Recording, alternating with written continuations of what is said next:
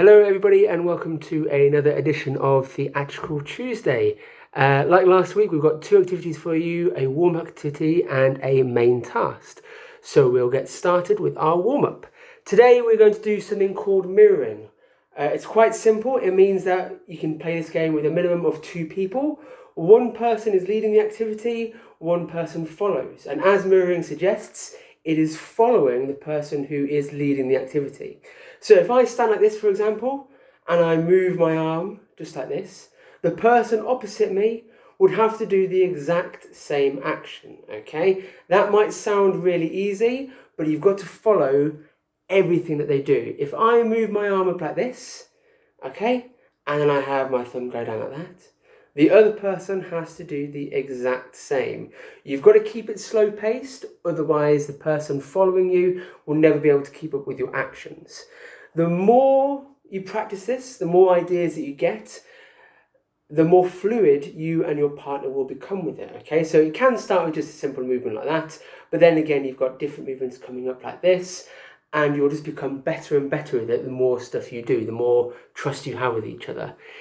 As that activity gets easy for you, you can experiment with creating small stories to go along with it, small scenarios, things for you to do.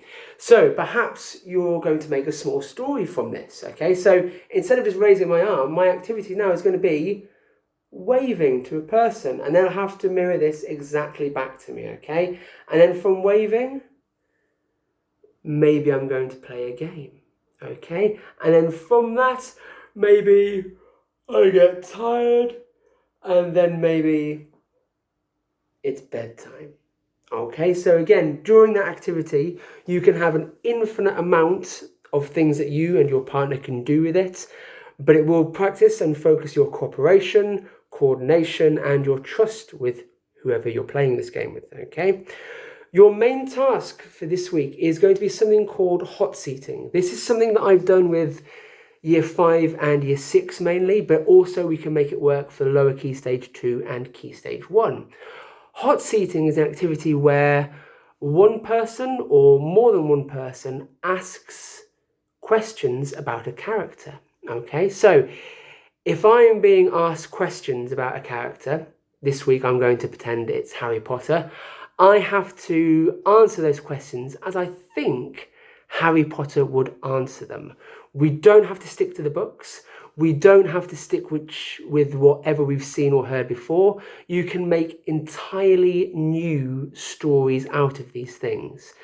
And the more questions you ask, the more answers you get, the more new and interesting things you're going to have about the character that you didn't know before.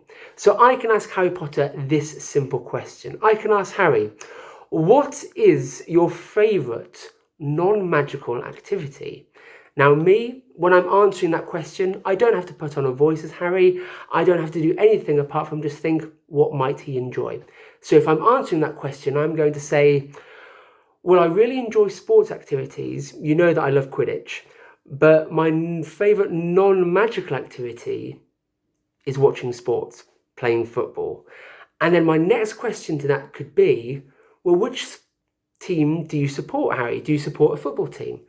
And then Harry would obviously say the answer, yes, I support Manchester United.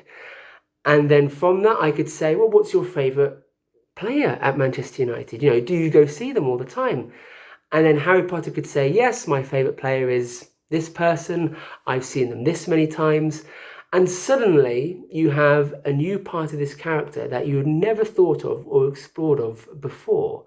And the more in-depth questioning you get, the more you keep on asking follow-up questions to that, the more you can draw that out even more.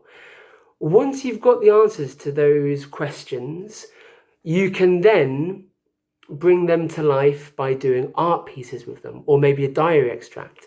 So if I have just answered those questions on Harry Potter, maybe if I'm Key Stage 1, I could draw a picture of these characters enjoying a football game. Maybe I'd practice some spellings, or maybe I'd try to write a sentence with it as well. If I'm Key Stage 2, you can still do the artwork, but perhaps this time I'm going to do a diary entry of Harry Potter and friends, at this sporting event, telling me that if it's their first time they've been there, how much they're enjoying it, whether they'll go back again. Maybe something magical happens there that they then have to have an adventure on. So this diary then becomes a small story. So you're practicing your character questions, you're practicing art, and you also have the option of practicing with writing.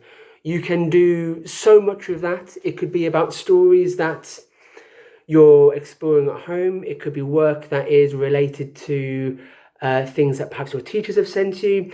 It does not matter. But the only thing that matters is, are you having fun? Are you able to produce something at the end of it? And has it helped with art, writing, or drama? Okay, I hope that helps, and we will see you next week.